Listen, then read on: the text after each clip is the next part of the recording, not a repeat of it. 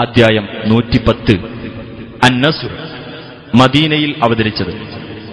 നസ്ർ എന്നാൽ സഹായം എന്നർത്ഥം.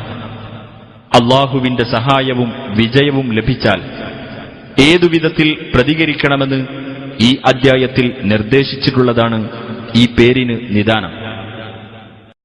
ബിസ്മില്ലാഹിർ റഹ്മാനിർ റഹീം. ഇദാ ജാഅ നസ്റുല്ലാഹി വൽ ഫത്ഹ്. അള്ളാഹുവിന്റെ സഹായവും വിജയവും വന്നുകിട്ടിയാൽ وَرَأَيْتَ النَّاسَ يَدْخُلُونَ فِي دِينِ اللَّهِ أَفْوَاجًا.